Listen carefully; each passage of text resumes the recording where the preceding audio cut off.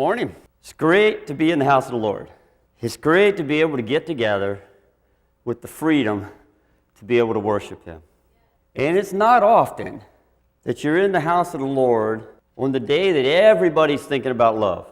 The day that everybody in America is celebrating love. I guarantee you the stores are celebrating love.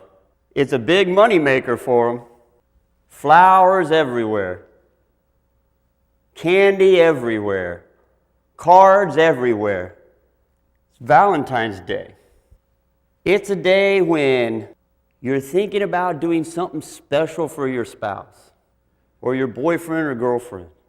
Or maybe you're thinking about a love lost. There's so many things that go on during Valentine's Day and the days leading up to it. And guys, I don't know, but if this kind of snuck up on you, you better be careful. You might want to make sure that you order something and say it's in the mail. Something. You better be ready. Even if they tell you they don't want something, that's code for I wanted you to think of it. Okay? So we have some special things for the ladies afterwards, and if we have some extras, if you guys forgot, then maybe we'll give one to you so you can pretend that you thought about it. Valentine's Day, that special day when people are thinking about love. But what is love?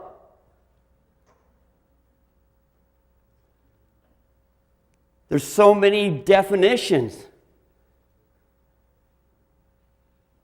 If I was to ask any one of you, what is love? I would get so many different answers. Come on, you know it's true.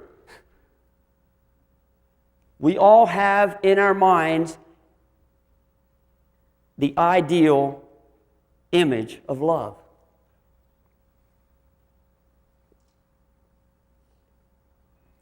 But as Christians, we have to go beyond just the ordinary, average, everyday idea of love.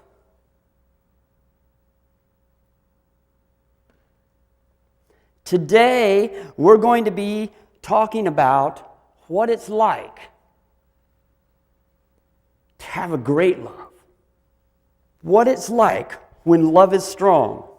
Our message today is entitled, When Love is Strong.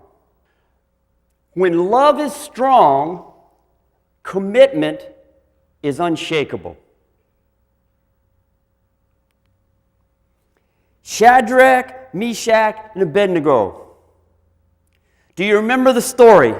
Do you remember how Nebuchadnezzar had this image created out of gold for everybody to worship him? Everybody was to worship the king, and that was not uncommon. After all, he was it. You know, he was the ruler of the then known world. Why should he not be honored?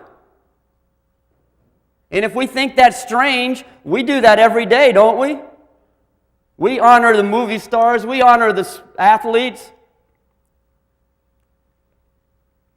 We honor the politicians, the kings, the presidents. King Nebuchadnezzar was just thinking along those lines. I'm it. And their ties were with their gods, and so he was it in their mind. But here you had these guys that didn't believe that. Here you had these guys that had a relationship with the God of heaven.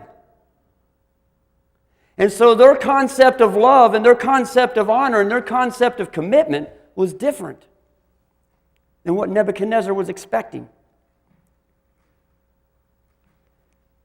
And we find in Daniel In Daniel chapter 3, in verse 16, Shadrach, Meshach, and Abednego answered and said to the king, O Nebuchadnezzar, we have no need to answer you in this matter. They're talking to the king, the guy who could behead them, the guy who could have them executed, have them hanged, have them, as he chose, to be put in a fiery furnace, a very hot, flaming furnace. O Nebuchadnezzar, we have no need to answer you in this matter. If this be so, God, whom we serve, is able to deliver us from the burning fiery furnace, and he will deliver us out of your hand, O king. But here is the commitment. Here is the commitment that takes place because of their love for God. In verse 18, but if not, if God chooses not to deliver us, let it be known to you, O king, that we will not serve your gods or worship the golden image that you have set up. They could be going into a fiery furnace. They could be going up in flames.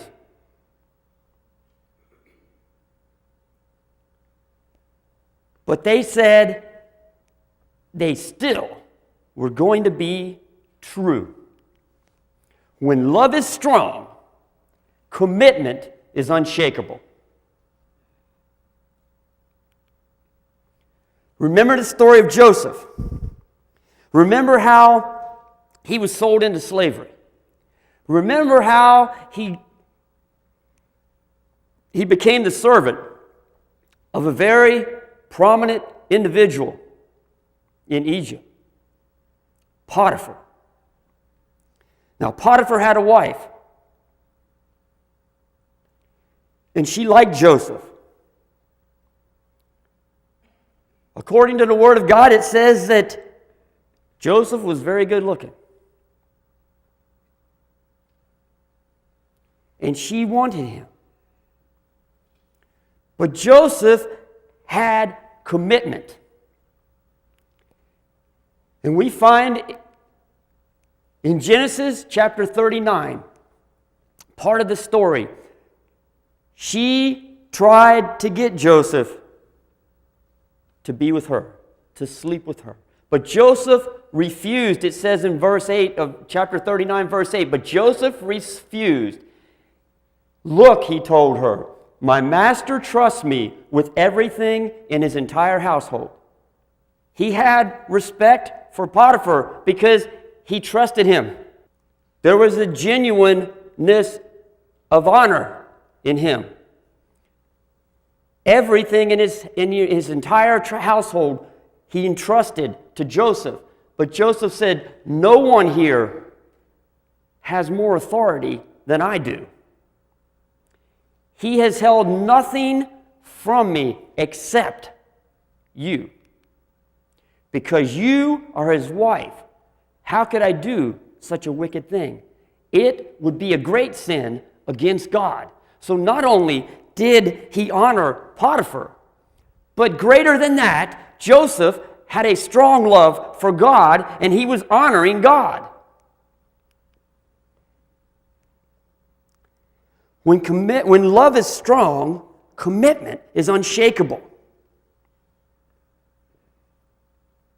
If we wonder how things deteriorate within our marriages, if we wonder how things deteriorate within our churches, if we wonder how things deteriorate within our friendships,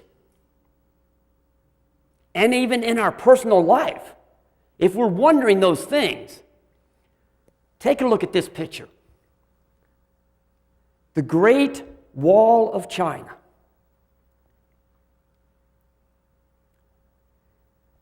The longest man-made structure in the world. It was built over centuries. As each dynasty came into play, more was done to construct the wall. It was built to protect them from those who would invade them from the north.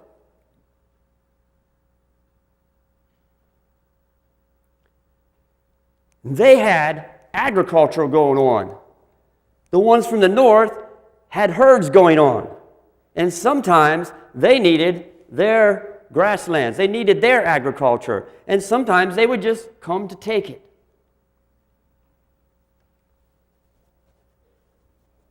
This wall was 25 feet high.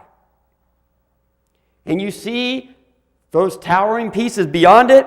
Every so often, there were these towers that were 40 feet high.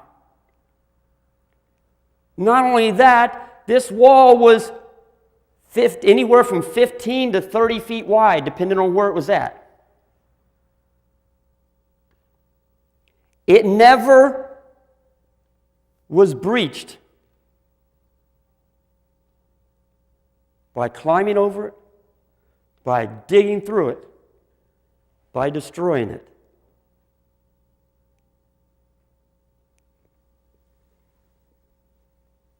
But dynasties were overthrown. You see, this Great Wall of China had a patch here, and a patch here, and a patch here. So when Genghis Khan came in, he just went around the wall. He went through the breach in the wall. Another time, they went right through the gate. They just bribed the guard and went right through the gate.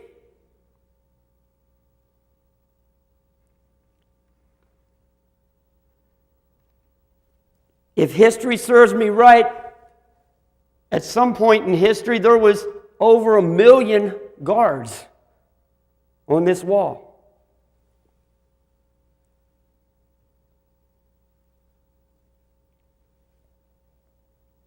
But the Great Wall did not protect them from falling.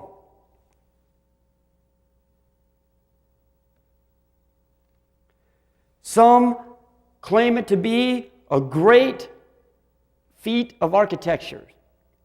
Others say it was a monument to fear. They were interested in their protection. And the last great dynasty, one of the last great dynasties, the Ming dynasty, they took and started doing a lot of brick and stone and making it stronger. Some of the earlier ones was just dirt and things like that, and packed and built like that, wood and dirt and things like that. So it got stronger as time went on, but they didn't have the breach by going through it or under it, even when it was dirt. That's the way our personal lives are. That's the way our relationships are. That's the way our churches are.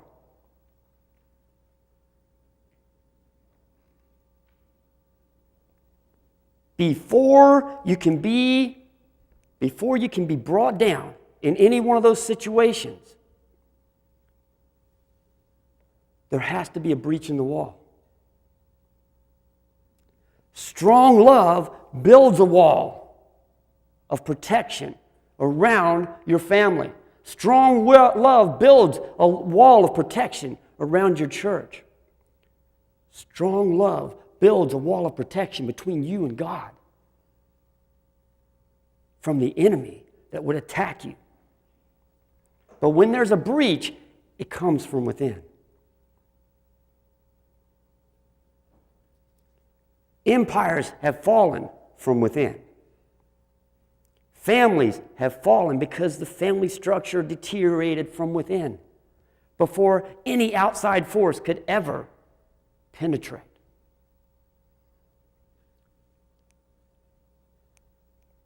To me, the Great Wall of China is a symbol of what not to do.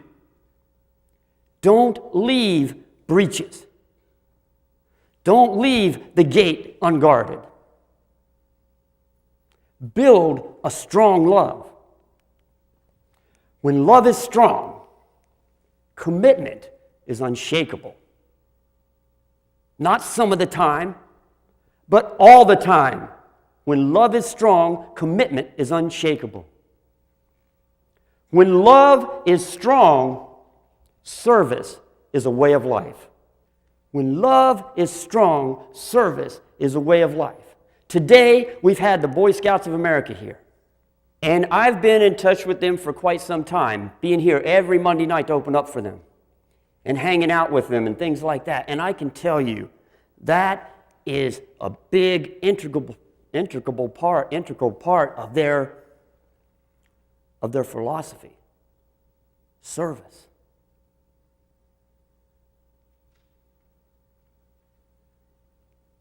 The church,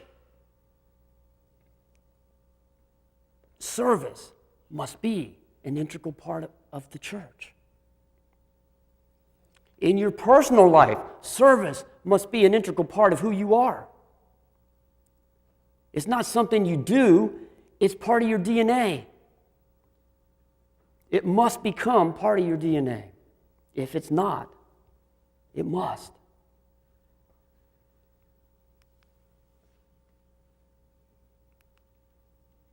James 1:27 says, pure and genuine religion in the sight of God the Father means caring for orphans and widows in their distress and refusing to let the world corrupt you.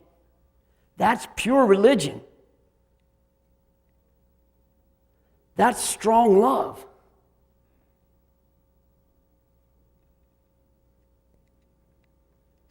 When you're willing to reach out into areas where you feel uncomfortable. When you see someone in the deep waters drowning and you're not afraid to get your feet wet.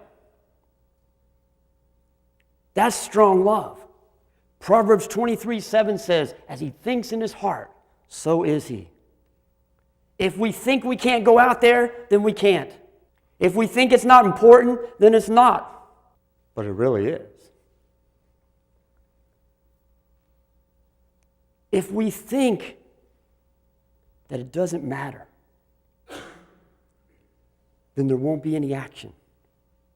When love is strong, service is a way of life. It's who you are. It's who I am. It's who we are together. It has to be. When love is strong, giving is genuine. God says he loves a cheerful giver. Why do you think he says that? Because if you're not a cheerful giver, if you're not giving because you want to, he doesn't want our money. That's useless to him. He owns it all. Why does he need our money? Because he wants to develop giving in our hearts. He wants to change who we are, to give us that strong love for others. When love is strong, giving is genuine. You've heard the saying, follow the money trail.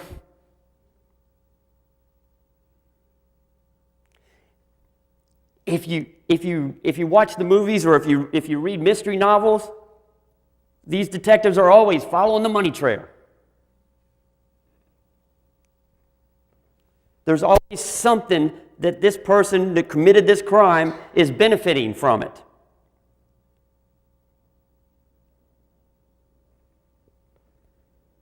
If you want to know who you are, then look internally and follow the money trail. 1 Timothy 6:10 says, the love of money is the root of all kinds of evil, and some people, craving money, have wandered from the true faith and pierced themselves with many sorrows. Money itself is not a bad thing. If it was, then why would churches have leaders stand up here and say, let's take up the offering? We have this special project we want to help people with, but it's going to take this amount of dollars. If money was evil, then why would we be saying that? But it doesn't say that. The love of money is the root of all kinds of evil. It's when that becomes your strong love that it becomes a danger to you. Money itself is a blessing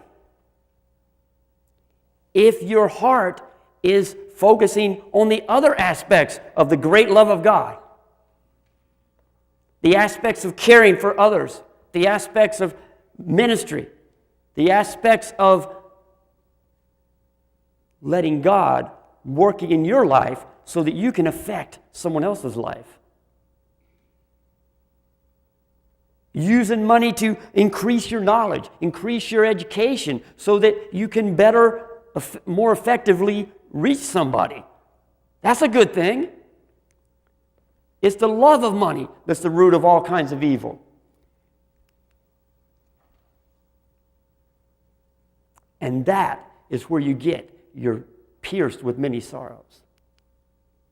Proverbs 16:11 says, "The Lord demands accurate scales and balances.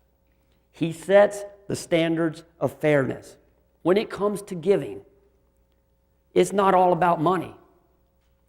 When it comes to giving, it's about your time. If you say, "I'm going to do this, and I will give him my time," and then you don't show up, is that a just balance? Is that an accurate scale?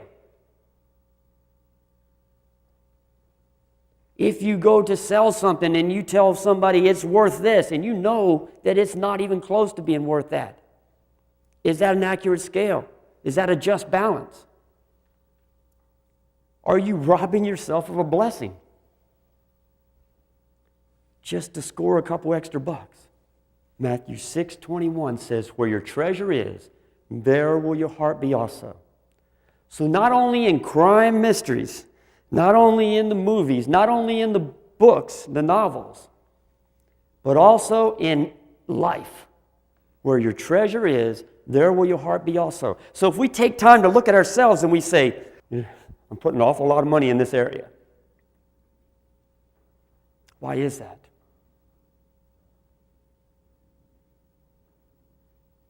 I thought I said that I really cared passionately about this area. So why is my money funneling this direction or this direction? God tells us these things so we can look in the mirror, so we can see if our love is strong or if it needs strengthening. When love is strong, fear is gone. None of what we do ever takes place if we're afraid to do it. Remember Peter? Remember what God told him that would happen? Peter, the guy who was supposed to be so strong into the faith. Peter who said he would never deny his Lord. Peter who was ready to do battle for God. Literally ready to do battle for him. Remember his story? Matthew 26:34. Jesus said to him, "Truly I tell you, this very night, before the rooster crows, you will deny me 3 times." At that moment, was Peter's love strong? Fear had taken over. Do we let that happen to us? When we're trying to witness to someone, do we let that happen to us? There is no fear in love. Perfect love casts out fear. A strong love casts out fear. If you have a child, and that child is in a flaming, burning building, and everybody is being pushed back by the heat, it's your child. You're going in. Your love for that child is stronger than your fear of what's going to happen. It's stronger than your fear of that pain.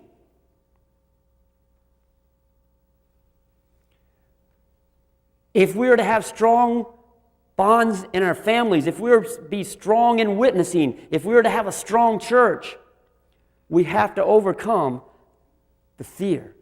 It says, the rest of that verse says, if we are afraid, it is for fear of punishment.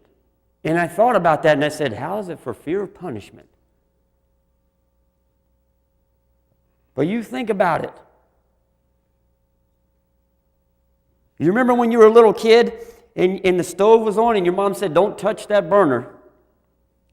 And as the first thing you did was touch that burner. The next time you didn't want to touch that burner, did you? Because of the fear of the punishment, the fear of what would happen when you touch that burner. Fear is our greatest enemy when it comes to love. When it comes to being productive in any part of our lives, but especially when it comes to love, because love is the greatest of all. If we are afraid, it is for fear of punishment. And this shows we have not fully experienced perfect love. So if we feel ourselves shrinking back in fear, we need to think, how do I remedy that? God help me. How do I solve this problem? I don't want to have my life stifled from fear. I don't want to not rescue somebody because of fear. Because Timothy says in 2 Timothy 1:7, for God has not given us the spirit of fear, but of power. Doesn't that feel good? That'd be better to have power than fear, wouldn't it? Power and of love and of a sound mind. That's the one you want, not the other one. That's the one I want, not the other one. But most of us kind of fall somewhere in between, don't we? But if we're going to develop a strong love in our lives, then we have to take certain steps. If we are to build strong love, we build strong love intentionally. It's not going to just happen. We build it intentionally. You've heard it, life happens. Haven't you heard that? Life happens. Seriously? We all say it. We've all let ourselves believe it.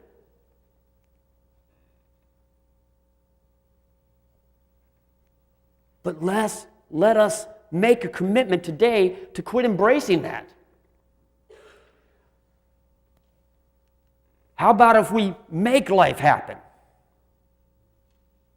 If you want strong love, then you have to be intentional about it. Ecclesiastes 9:10 says, whatever you do, do it well.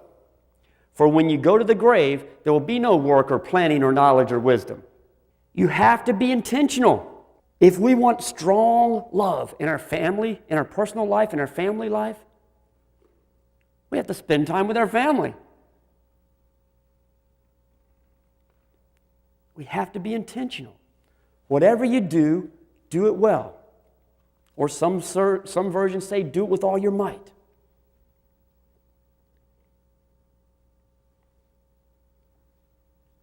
Intentionality is important when we build strong love. When we build strong love, we build it through openness. We have to allow ourselves to receive love. If we want to build strong love, we have to allow ourselves to receive love. Psalms 23:5, you prepare a feast for me in the presence of my enemy. My cup overflows with blessings. Surely goodness and unfailing love will pursue me all the days of my life. David prepared himself to receive love. His cup was placed where God could fill it. In your family life, if your cup is placed where it can be filled,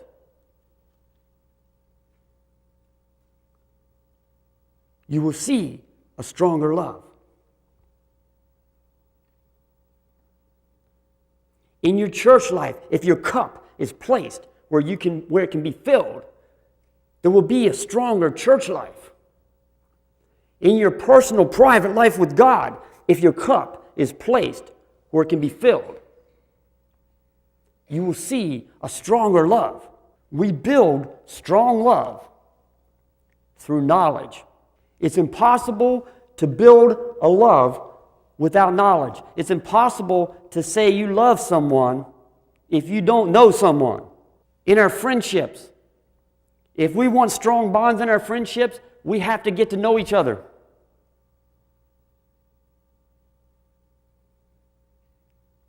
If we want a strong loving bond with our spouse, we have to take time to really know that spouse. If we want to have a strong loving bond with our children, we can't just give them a place to stay and food to eat or pay for their trips. We've got to actually invest time with them and get to know them. And not only that, let them get to know you. The openness. It's risky to be open, but it pays off if we trust God, because He has not given us that spirit of fear, but of power and of love and of a sound mind. So we build strong love through knowledge. 1 John 4:7 says, "Let us continue to love one another, for love comes from God. Anyone who does not love does not know God, for God is love." We cannot, since God is love, and God is the source of all genuine love, if we're not getting to know Him, we're developing a misconception of what love is. And therefore, we're developing a misconception of how to deliver it to others or how to receive it from others. Anyone who does not love does not know God, for God is love. When we build strong love, it involves knowledge. Psalms 48:1, "How great is the Lord, how deserving of praise." Those words were not penned from somebody who didn't know God. How great is the Lord, how deserving of praise. I know you can say that this morning. I know that you feel that this morning. You can say that about your spouse. You can say that about your kids. You can say that about your friends.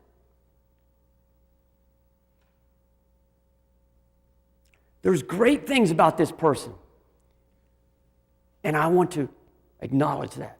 There's great things about this person that I love, and I want to tell you why. Express it. Don't let people just think that it's okay. Don't let them think that you love them. Let them know. And know why. Because you've taken time to get to know.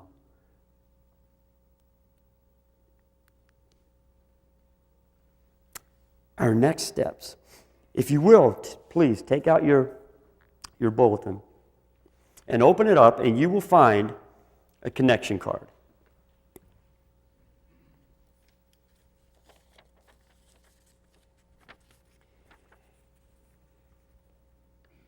And in just a minute, we're going to have the scouts are going to be back in a return. In just a minute, they're going to come forward, and they're going to take up the tithes and offering, and they're also going to collect these connection cards. But on the back of it, you will see the next steps.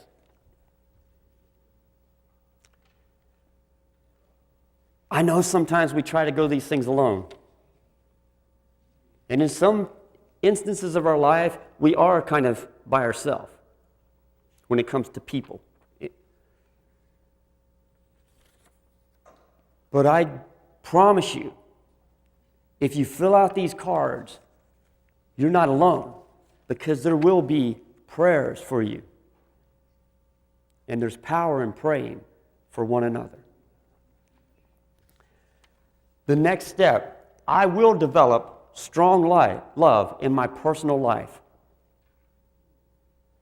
If that's something that you want to have better of, if you want to have a stronger personal love, strong love in your personal life, to God to your spouse. I will develop a strong love in my personal life. If that's your desire, then check that box. The next step, I will develop strong love in my spiritual walk. In your walk, your personal life with God, I will develop strong love in my spiritual walk.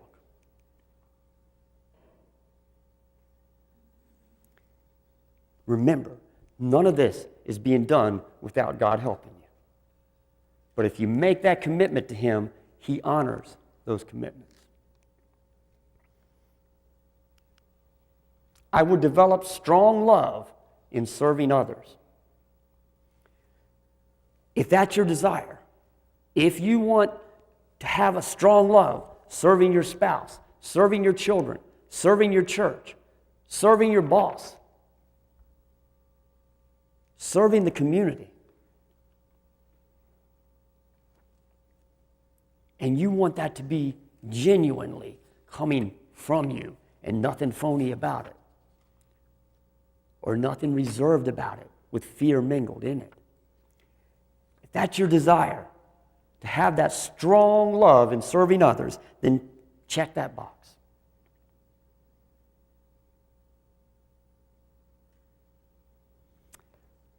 We're going to play a little bit of music while we take a second here to allow you to fill out the card.